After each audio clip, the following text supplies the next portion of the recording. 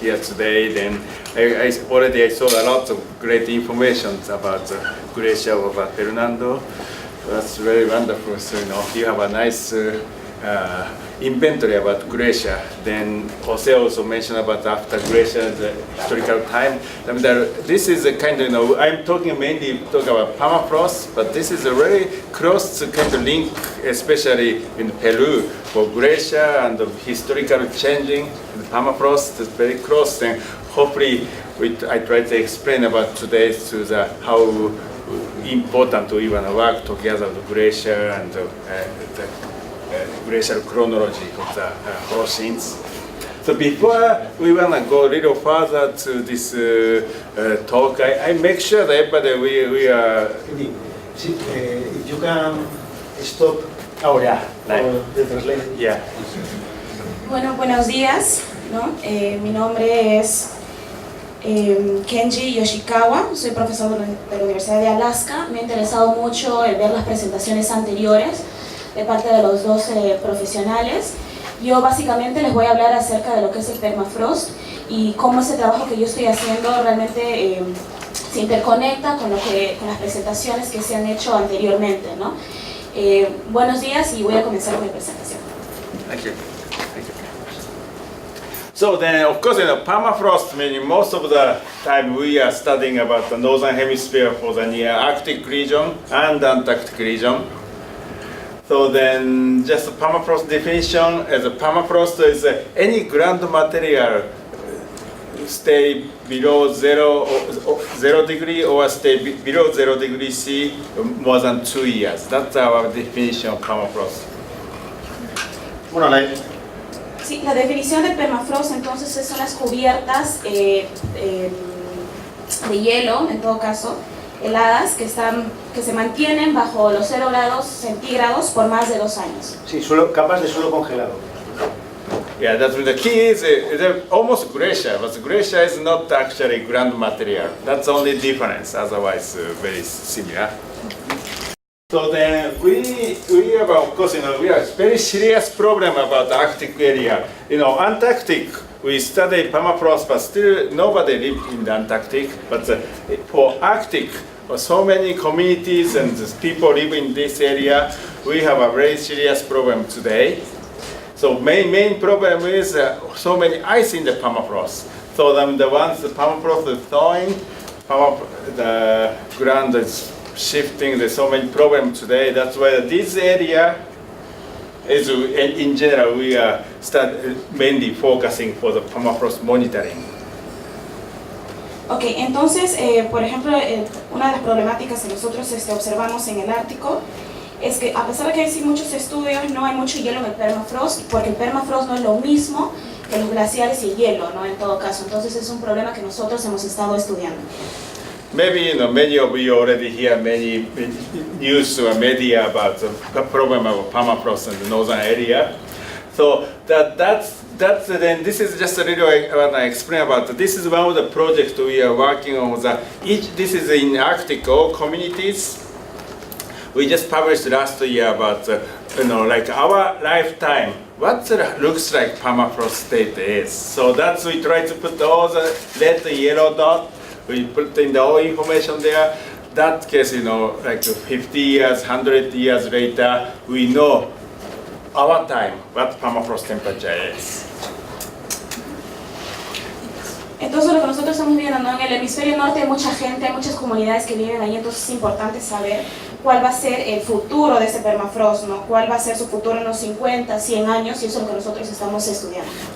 So then, of course, many time you hear about maybe next 50, 100 years, most of the place in the Arctic, we may losing permafrost, especially the southern part of the Siberia or most of the Alaska, Canada, we may lose the permafrost. So that's we want to monitor this. At the same time, so why I bring here today, because we try to monitor all the tropical permafrost and especially Andean mountains permafrost condition. We try to monitor for this one.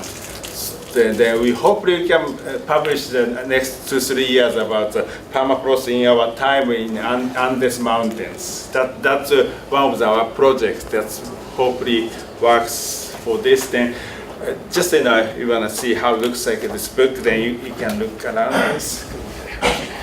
Ok, entonces podemos observar, ¿no?, que hay bastante presión, sobre todo en el hemisferio norte, pero en la parte más sureña, en todo caso del hemisferio norte, por lo que se puede perder este permafrost bastante pronto, ¿no?, por lo que se monitorea constantemente ese trabajo.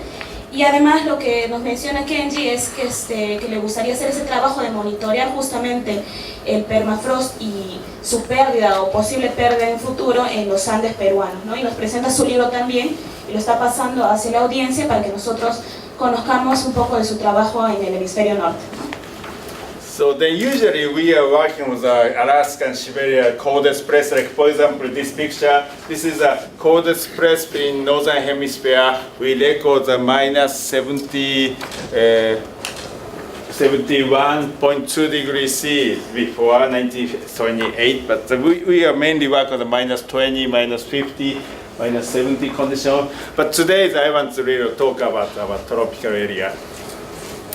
So then, maybe I should mention the many things today, but if you remember today only one thing, so I really wanna tell you one thing, that permafrost is impermeable. That's why we really wanna work with in the tropical area. So, simply impermeable meaning any water doesn't go through permafrost. If the permafrost is not exist, water goes through. Ok, bueno, ahora nos estaba comentando, ¿no?, que trabaja en lugares en Alaska y Siberia, en los lugares más fríos, que puede llegar hasta menos 70 grados centígrados, pero en todo caso el trabajo que ellos han estado haciendo han sido en lugares de menos 20, menos 50 grados centígrados, ¿no?, con esas condiciones climáticas.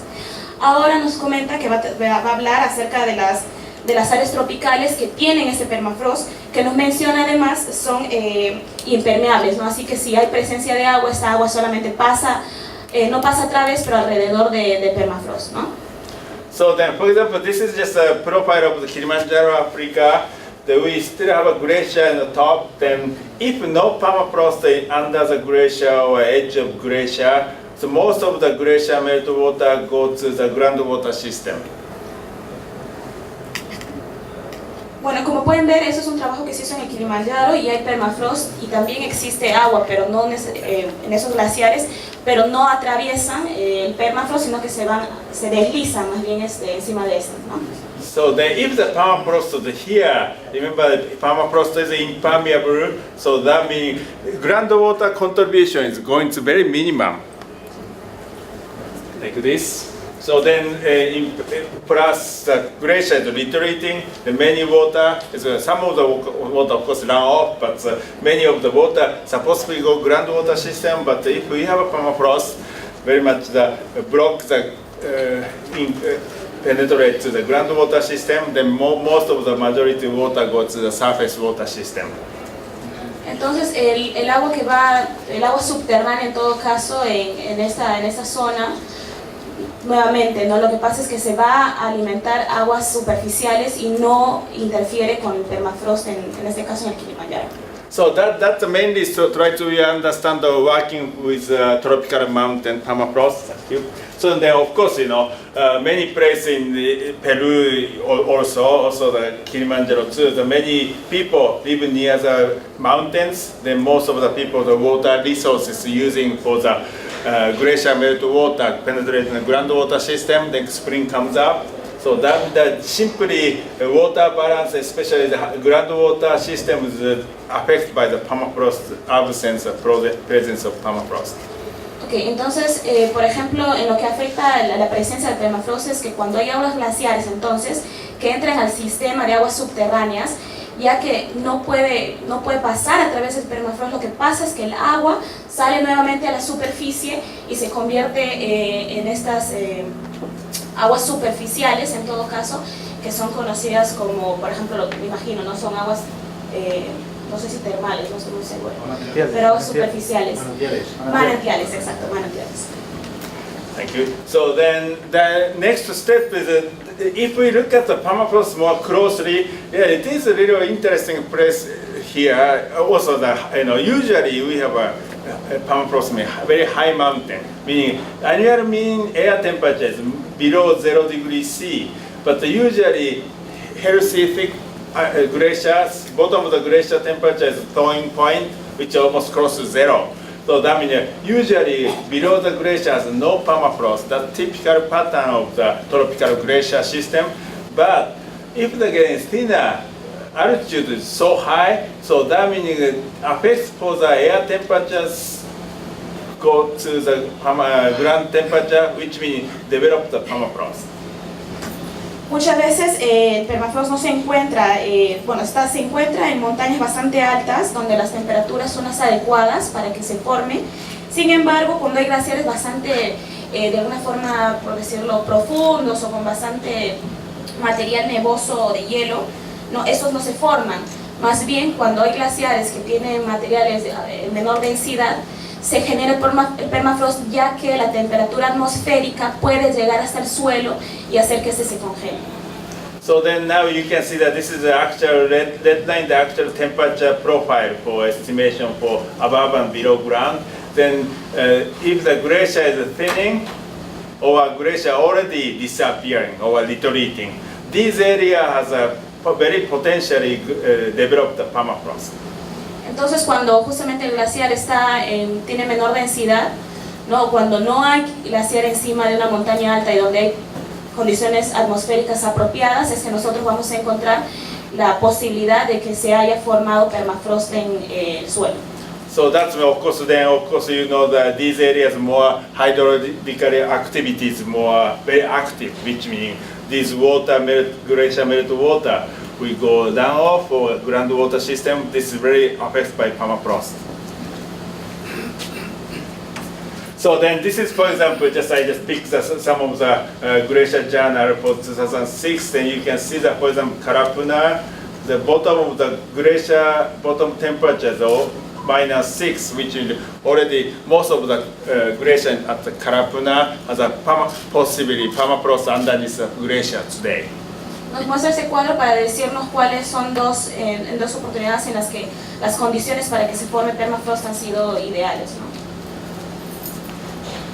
So then now I'm looking at in general of the entire tropical areas permafrost distribution, potential permafrost distribution. These are all the high mountains in tropical area. Todas estas son donde están los triángulos, son las áreas en las que hay glaciares y montañas en las que podrían quizás producirse permafrost, ¿no? Donde están las montañas más altas a nivel del mundo. But red ones actually we are visiting there, monitoring there, then we confirm the permafrost partially. Then blue triangle is not the presence of permafrost.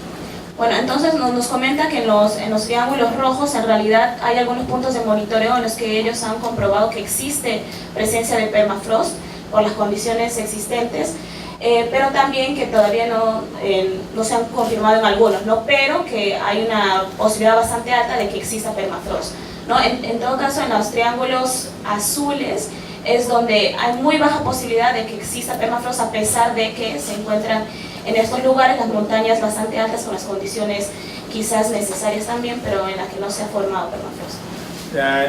Hopefully we have enough time to discuss all of the red mountains today, but just simply other mountains, this is not presence of permafrost because for most of the Asian mountains not high enough, or some of the Colombia or Ecuador mountains are very much covered by the ice cap. Bueno, nos comenta que, por ejemplo, en la parte asiática, lo que pasa es que las montañas no son lo suficientemente altas para que se genere permafrost.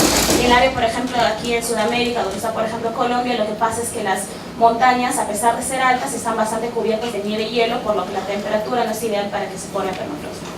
So then now we have a little explain about we have a monitoring system about the quiet place about data logs monitoring temperature. Then this is we have several places as a satellite-based temperature sensor. Then I wanna show you a little bit about data today. So this is actually this is McKinley. Mount McKinley. This is not tropical.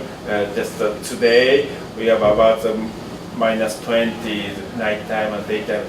Still very cold over there. Bueno, les va a mostrar ahora bastante información que ha recabado a través de sus estudios, ¿no? Nos mostraba anteriormente un gráfico de los monitoreos de temperatura que hacen a través de sus monitores satelitales.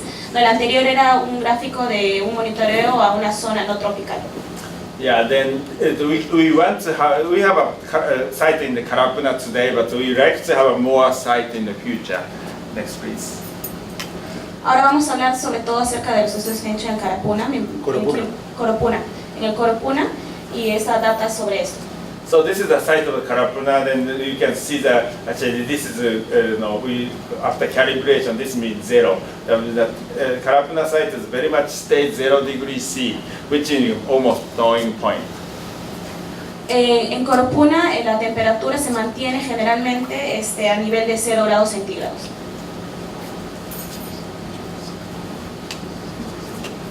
So then, yeah, this is when we learn about the Karapuna case. This is snow cover is very important for the permafrost, the presence or absence of permafrost. So this is typically temperature profile in Arctic area. We have a two offset, meaning thermal offset and surface offset makes temperature, mean temperature changing like this.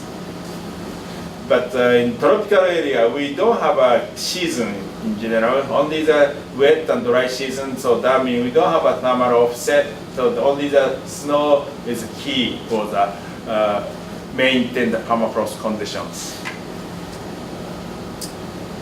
Bueno, nos comenta que por ejemplo estas dos imágenes comparan, ¿no?, el Ártico con las zonas que son tropicales y como por ejemplo en la parte tropical no hay una pérdida de temperatura, ¿no?, o térmica en todo caso. Entonces por eso nos muestra nuevamente y nos menciona la importancia también de la nieve, la cobertura nevosa en todo caso, ¿no?, y cómo la temperatura también va a variar de acuerdo a esta y a, como nos comenta, las diferentes zonas, ¿no?, que se están viendo en todo caso.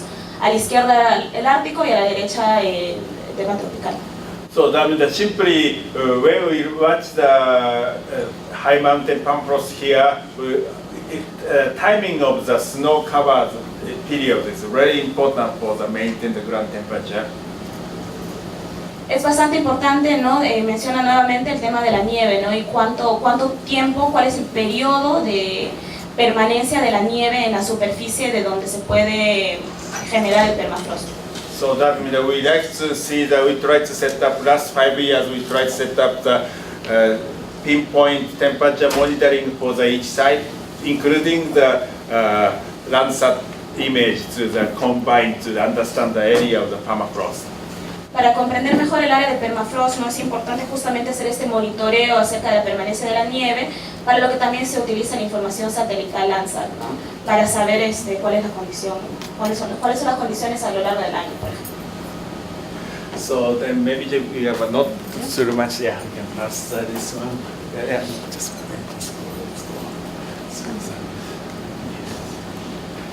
So then, maybe just pass that. So then, of course, when we discuss the not too easy for understand permafrost in this area because so many complicated factors. Already we talk about the snow cover. And also another thing is slope aspect is very important. When go to tropical equator, almost no slope aspect important, but already you have about 20. For example, Chachani is 20 degrees south around here, so that means you have, by the season has a solar radiation is very different. Bueno, no es muy fácil comprender el permafrost, la presencia de permafrost en las zonas tropicales por todos los distintos factores climatológicos o factores geológicos que existen en la zona, además que estamos bastante cerca a la línea ecuatorial, además de que hay otros factores, por ejemplo, como la radiación solar que varía en las diferentes altitudes en las que se pueden hacer esos estudios. So that this meaning, simply south-facing slope is more favorable to develop permafrost than the north-facing slope.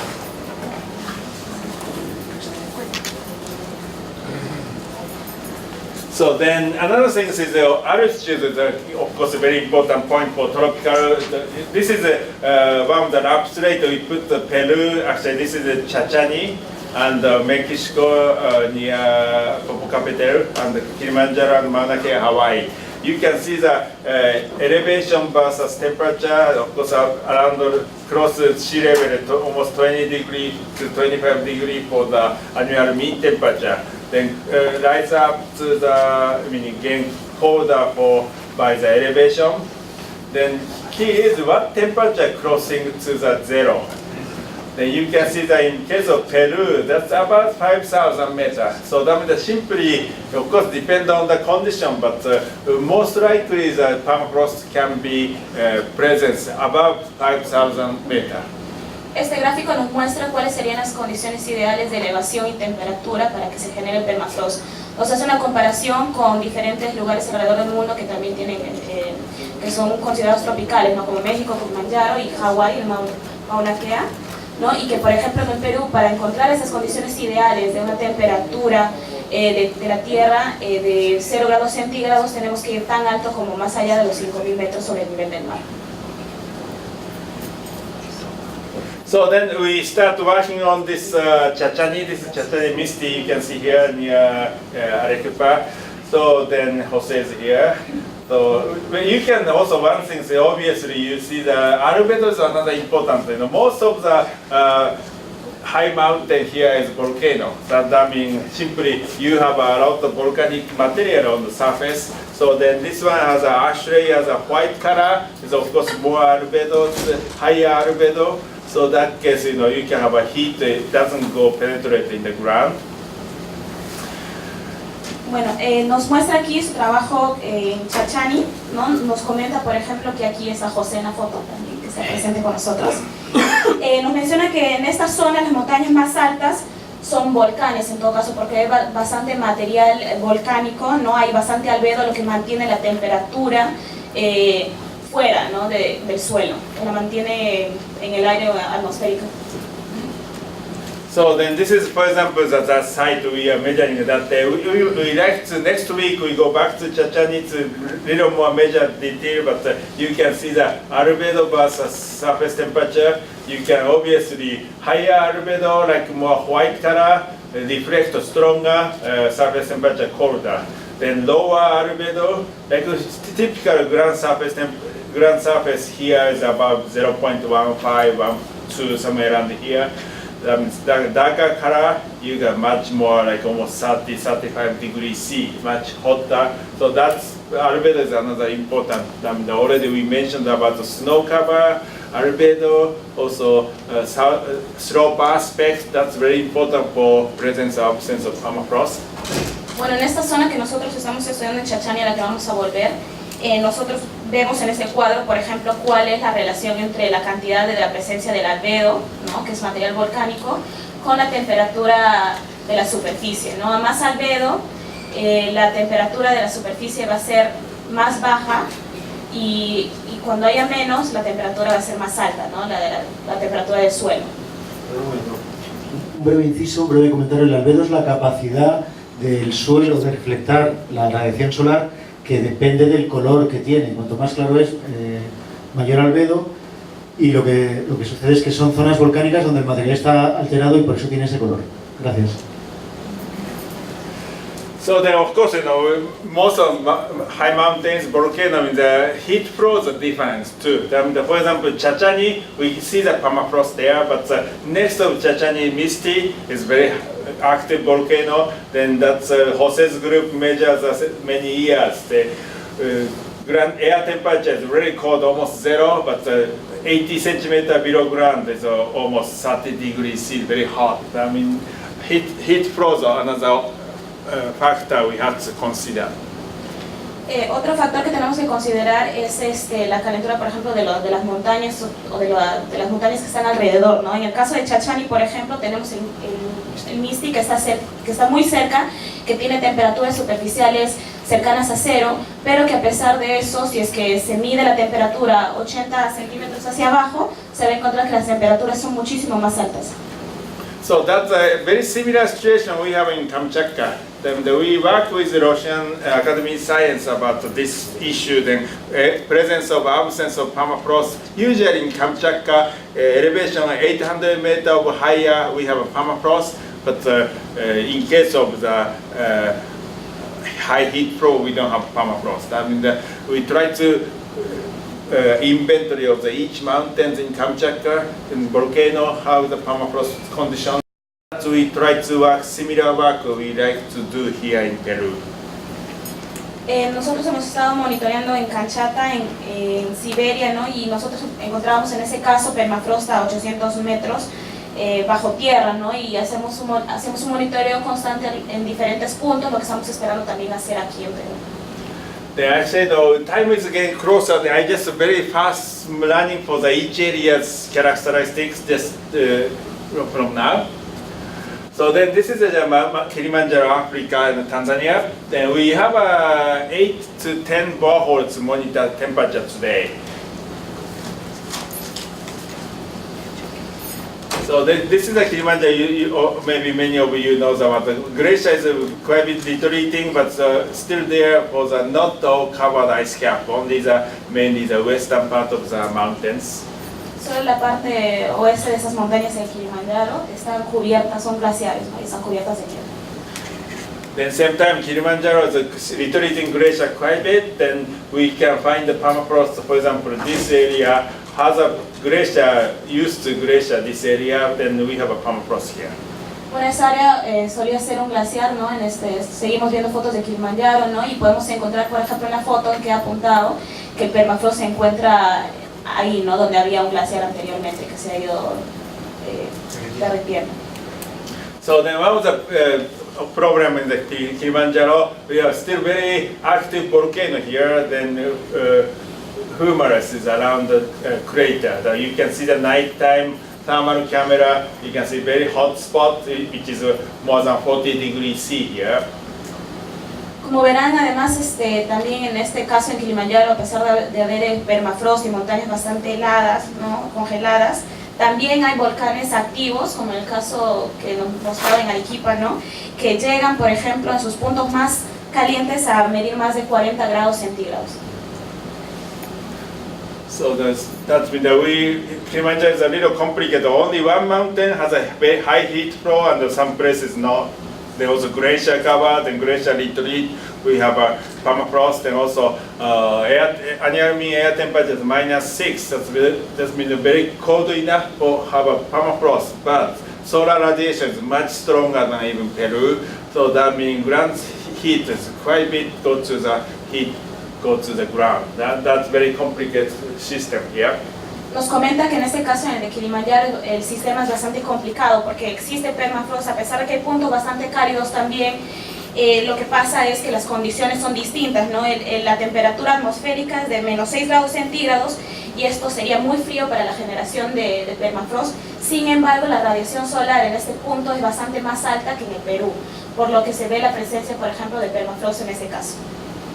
So then, for example, this is one site we set up 2 years ago to the satellite-based data logger, but I missed it. I thought that very close to glacier must be permafrost here, but we missed it here. It's a very high heat flow, and we can get data today, but we never see permafrost this area. Bueno, esos son estudios que se han hecho, ¿no? Con monitores satelitales de un data logger. No, pero el problema es que no he encontrado permafrost porque a pesar de que están, por ejemplo, muy cerca del hielo ahí, esos puntos son bastante calientes y no se ha podido encontrar la presencia de permafrost.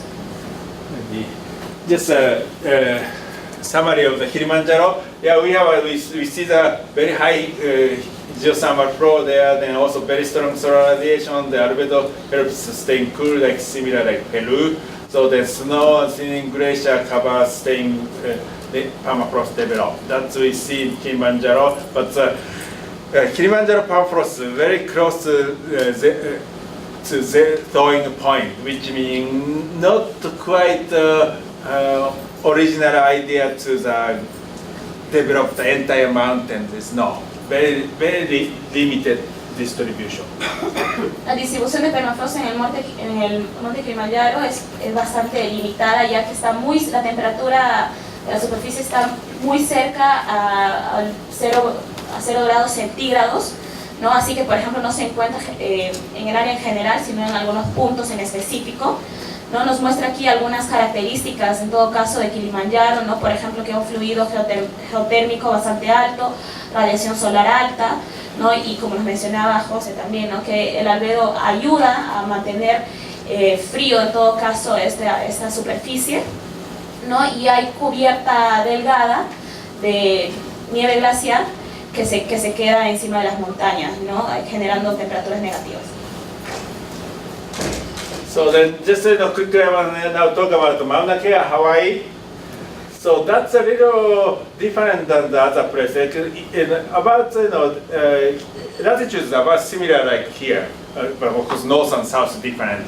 But but the mountain is very low, like only 4,200 meters. But we have a permafrost. This is I'm watching picture from the top of the Mauna Kea down to the summit crater. Then this side is a permafrost here, then snow covered. Bueno, nos muestra ahora el ejemplo de Mauna Kea en Hawái, que nos menciona que tiene también características similares a las nuestras y que tiene una altitud similar, pero por ejemplo el permafrost en este caso se encuentra solamente, nos dice, ¿no? Alrededor de 4.000 metros sobre el nivel del mar y como podemos observar en la foto, no hay mucha cobertura de nieve. So then that Woodcock, the 1960s, we drilled hole and confirmed the permafrost. About 11-meter thickness of permafrost is just the north-facing slope of the summit crater. Nos menciona en este caso que el permafrost que se ha encontrado, ¿no? Tiene más o menos 11 metros de espesor. So then last week I was there in Mauna Kea to do the mapping of permafrost. Then this is still very informal information I can give you, very, very special today. It looks like we don't see any permafrost. You can see that this is a site supposed to have a high resistivity. We see the permafrost here, but we don't see the permafrost today.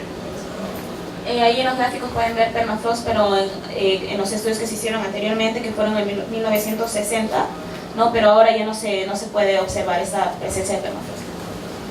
So then it's still, ground as a like rock glacier, we still have the convection there and getting colder, but this is kind of important. Then I will announce next year to the world we don't have permafrost in Mauna Kea, but the kind of still too early to announce that way. I just tell you today, but I don't officially announce it until next year. So this is the 1972. We measure the permafrost here. See the negative side until 11 meters for the permafrost there. But today we measure this side here. The most likely these are all different time of the year, going to zero annual amplitude around 1 degree C here. And I expecting until next year we will have a curve something like here. Bueno, nos está mostrando en este gráfico, ¿no? Sus estudios de temperatura en Mauna Kea, en Hawái, y nos comenta que, bueno, que las temperaturas en todo caso han aumentado, ¿no? Y que nos da esta información solo a nosotros, pero que está esperando anunciar el próximo año que el permafrost que se había identificado en los años 60-70 ya no existe, ¿no? Y es parte de estudios que publicará el próximo año dando esas noticias acerca de Mauna Kea. So another thing is very important for us to, it is climate always changing different. Then in case of Hawaii, we have a temperature set for the 70s, which is help a lot for today's understanding about Mauna Kea. So that we should have it here too. So if we have a Chachani has a 70s or 50s, like similar data, we can discuss many things, like, Chachani changing temperature warming, or very permafrost stable, something we can tell it, but we don't have anything before.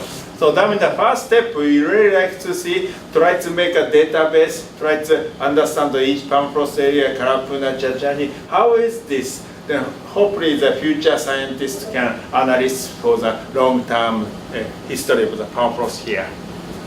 Bueno, nosotros también podríamos hacer eso en Perú, ¿no? Hacer esta evaluación de temperatura a través del tiempo sería ideal tener la información de por lo menos 50 años de la temperatura, pero lo que se busca hacer por lo menos en este momento es generar esta base de datos sobre la temperatura a partir por lo menos de ahora, para que en el futuro ese tipo de estudios, por ejemplo, que se hizo con Mauna Kea, sea posible para el Perú y la presencia de permafrost, en todo caso la historia, ¿no?, que esta tendrá a través de los años, para ver si es que esta permanece o si se tiene posibilidades de pérdida, ¿no? So that's Mauna Kea. Next more. Yeah, that's you can see very beautiful stripe in the Mauna Kea, but also you can see the Chachani too. That's another very important thing is a very strong freeze-thaw cycle going on, because tropical mountains daytime very strong sunlight going above temperature, the nighttime the negative temperature, which is any frost shattering process, water breaks rocks. And another issue you have to consider, the tropical mountains much more stronger frost shattering weathering process than any other place in our planet. Nos comenta que algo importante en todo caso es el ciclo de cómo funciona la temperatura en todo caso en la zona que se va a estudiar aquí en Perú, en Arequipa, ¿no? Que hay bastante diferencia entre las temperaturas cuando se congela y cuando está baja, ¿no? Retrocede en las noches y en los días, las temperaturas tienen un cambio bastante significativo, ¿no? Lo que también va a ser importante tomar en cuenta para hacer los estudios de permafrost en el área. Almost time, right? Just maybe we can next one. It's almost time to come. Just quickly I want to show about Chaitanya and the Karapuna the site in Peru is about 16 degrees of south, a little closer to the equator than Hawaii. So then we mainly work on the Chachani here. Next, please. So then this is we got the temperature for the borehole, about 4-meter borehole. You can see a little move around. Still, we don't know why this move around. There also very much water filling the ice bonded permafrost here. Oh, okay, go back. The back there. Oh, temperature. Yeah. So then, most importantly, this is only the tropical permafrost. We get minus, like 4-meter below temperature is minus 0.5. This is very important for us because remember the Kilimanjaro, Hawaii is already disappeared. Kilimanjaro is, then actually Karapuna is 0 too. So then the 0 meaning already thawing point. Already they catching latent heat, whatever the more heat, they disappear permafrost. But this site is not yet. This site is very much still not the latent heat. This is still original permafrost temperatures. Keep it. I mean, this site is very important to monitor in the future. Nos muestra en este gráfico los estudios que se hicieron en el 2011, a partir del 2011 en Chachani. Nos menciona, ¿no? Nos hace una comparación con lo que pasó en Kilimanjaro, porque nos mostraba que a la profundidad de 4 metros bajo tierra, ¿no? La temperatura se encontraba justo en 0 grados centígrados, ¿no? Que ya está, que es un punto en el que la temperatura si sube un poco esa puede hacer que el permafrost desaparezca, ¿no? Entonces por eso nos dice que monitorear en todo caso Chachani es bastante importante, porque como podemos observar en el gráfico, 4 metros bajo tierra todavía tiene una temperatura ideal para que el permafrost se mantenga, que es de 0.5 grados centígrados bajo cero, ¿no? Entonces él considera importante esto para hacer un monitoreo a través del tiempo de cuál va a ser las condiciones o el comportamiento en todo caso del permafrost en Chachani. So that simply you see that like annual movement, then 4 meters below, so no changing at this point. You wanna watch this how it goes in the future. Lo que se va a querer observar, ¿no? Para recalcar en todo caso en Chachani es cuál va a ser la variación de la masa de permafrost y de las temperaturas bajo 4 metros en la montaña, para ver para tener un historial de cuál va a ser el comportamiento en todo caso del permafrost. And I just skip a lot this one. So this is another stripe here. So that this is site of Karapuna. We have a data logger today. You can real time, even today, we can watch the condition of the temperature here. It looks like this permafrost site is stage 0, which is already very close to the thawing point. So then very important for the snow cover period. Nos menciona que ahí tienen equipo que está monitoreando constantemente en el Korupuna, que más bien tiene condiciones más similares a las del Kilimanjaro, ¿no? Que el permafrost se encuentra justo a los 4 metros bajo nivel del suelo, no se encuentra a 0 grados centígrados, lo que puede ser una indicación de que este podría desaparecer pronto si las temperaturas se elevan. Then remember very early I just mentioned about permafrost to the impermeable. That's the most important point. So this site is very close to thawing permafrost. Right now most of the snow melt water cannot go to the ground. It's called surface runoff. But if the permafrost disappears, most of the snow goes to the ground.